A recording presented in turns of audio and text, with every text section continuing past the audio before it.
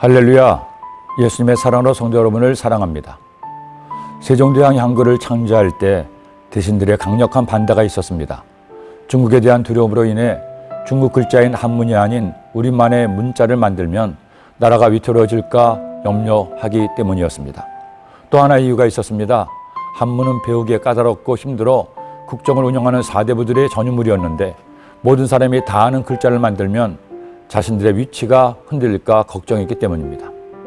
그러기에 다른 정책들과는 달리 한글만큼은 집현전이나 신하들의 도움을 받지 않고 세종대왕이 직접 연구하고 창제한 것입니다. 아집이라는 단어가 있습니다. 자신만의 고집으로 절대로 구필하지 않아 개인과 사회의 발전과 진보에 방해가 되는 생각을 의미합니다. 그런데 이런 율법에 대한 아집을 가진 사람들이 초대교회에도 많았습니다. 예수님께서 그리스도인을 핍박하던 바울을 직접 부르시고 택하셔서 이방인의 사도로 세우셨습니다. 그리고 그를 통해 이방인에게도 복음을 전하게 하시고 이방인들마저 구원하셨습니다. 베드로 역시 백부장 고넬료에게 침례를 베풀고 하나님께서 이방인도 구원하심을 직접 체험했습니다.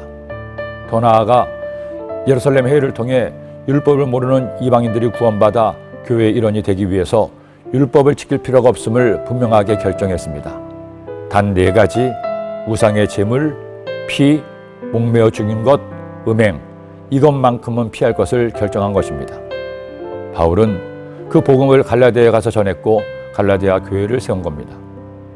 그런데 바울에게 들려오는 소식은 갈라디아 교회에 또 거짓 교사들이 찾아와서 구원을 받기 위해서는 율법을 지켜야 한다고 가르쳐 교회를 위태롭게 한다는 것이었습니다. 이에 바울은 갈라디아에 편지를 보내 그들에게 다시 한번 복음과 진리를 강조하는데 그 편지가 오늘부터 나눌 갈라디아서의 말씀입니다.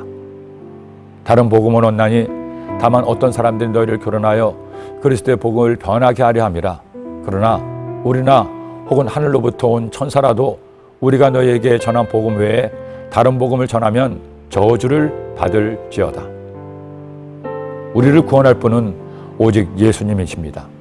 어떤 인간도 어떤 집단도 예수님의 다른 구원의 방법을 말하면 다 이단이고 사탄의 주구입니다. 아무 죄도 없는 예수님이 우리의 죄를 대신 지시고 십자가에서 죽으셨습니다.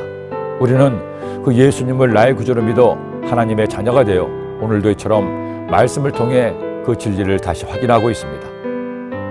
그러니 이제 우리가 할 일이 있습니다.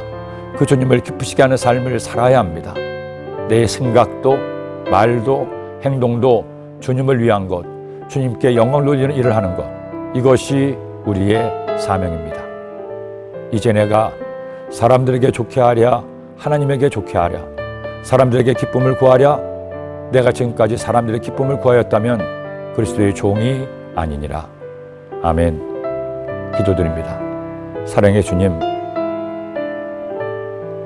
예수님께서 나를 위해 십자가에 피 흘려 죽으심으로 하나님의 자녀가 되게 하시고 하나님의 사람 되게 하심을 감사합니다. 주님이 나를 택하시고 부르셨으니 나도 주님을 사랑하여 주님을 위해 충성하는 일꾼들 되게 하여 주옵소서. 예수님의 이름으로 기도드립니다. 아멘.